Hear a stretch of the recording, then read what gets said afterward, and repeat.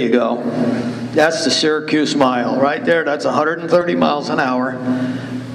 Full throttle, burning the tire off the back, and just a foot off the guardrail.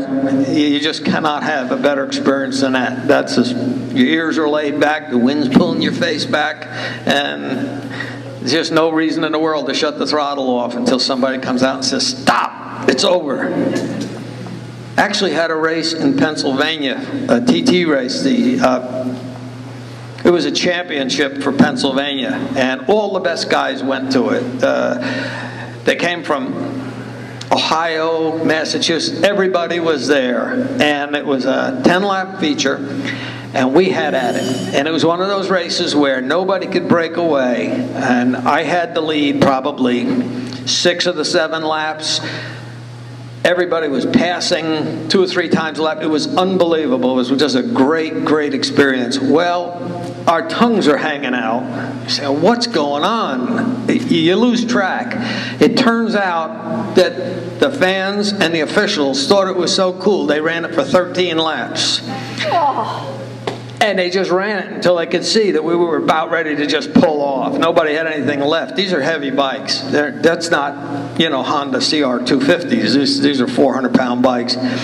They ran that thing for 13 laps, and not one of the guys in that race complained. Because somebody lost a position. I know I lost the win. On the 10th lap, I was leading, so I lost the win. I got second. But everybody thought it was just too cool, that it was so good that they just kept running it. I said, let's just see what happens. And they ran 13 laps. That was a great memory. This is a cool shot. I wish I could tell you that I was leading or something, but I ran the 1970 Daytona 200. I had a new XR that I didn't want to bring down there because I just knew it'd get blown up. That place is just so brutal on the motorcycles. The guy in the lead is Dick Mann. He won that race that year. And Gene Romero got second, just barely held him off.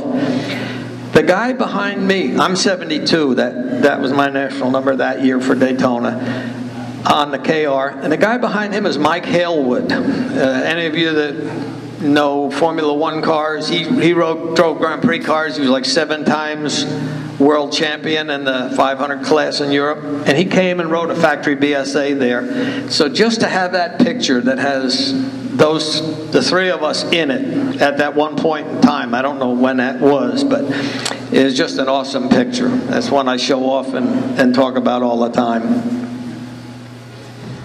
I think that's what's back to the, yeah, here's the real Rod Pink.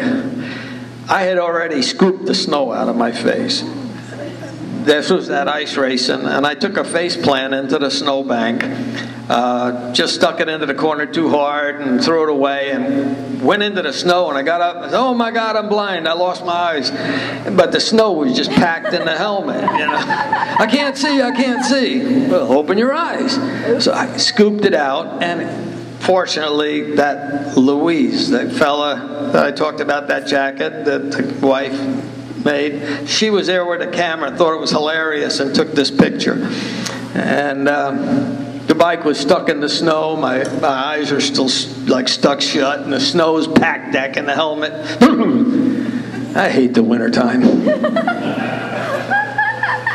This one here is at Andre's Farm in Fishkill. This is a Harley-Davidson 250 motocrosser that I rode.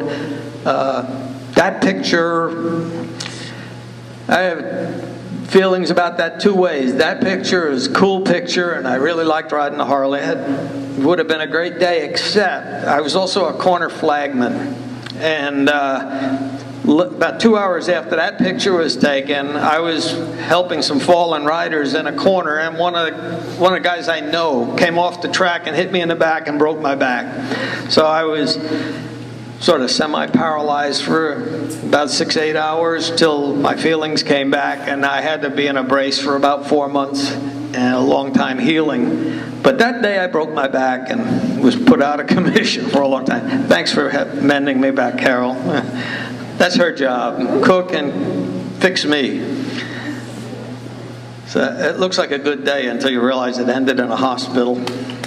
And that's a couple of years ago, I guess, when Andy had my dad's hill climber here, and I think it's here still. And we did a few comments about that. I hope you enjoyed the pictures, and I hope some of these things brought some memories back to you and some life to some things you might have seen before. Thank you very, very much. I really do appreciate it. I do have one thing.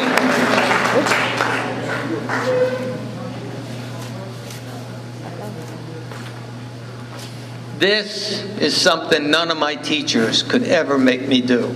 Read a poem. I've had this for years, and I had no idea when I'd ever use it. It's cool. You kind of have to appreciate the heart and soul of a motorcycle racer and dirt track, where you go out and ride those big ovals really fast, and you have this steel shoe, and you're riding tight as you guys are sitting at those tables. And this just captures who I am and what I felt. Maybe you'll enjoy it. It's called The Man in the Iron Shoe.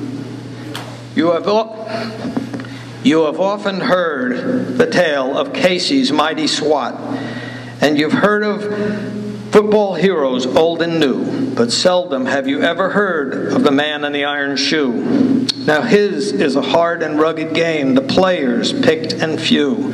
The faint of heart will have no part of this man in the iron shoe. His arena is an earthen track, his opponents a reckless crew, whose ambition is to beat the other man with an iron shoe. His creed is simple, ride to win, his method dare and do.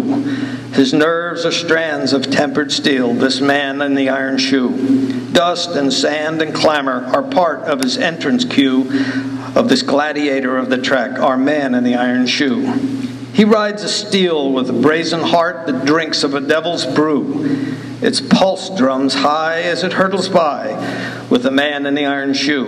He strives against the hands of time. His heart skips a beat or two as he slides a turn at 90, this man in the iron shoe. Win, lose, or draw, it's all the same when the race is running through. What matters most is the stirring game to the man in the iron shoe.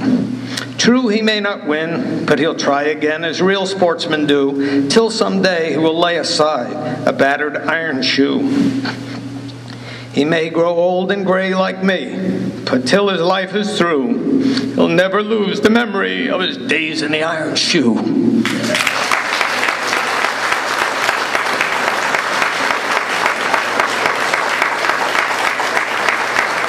Thank you. I knew I saved that for something.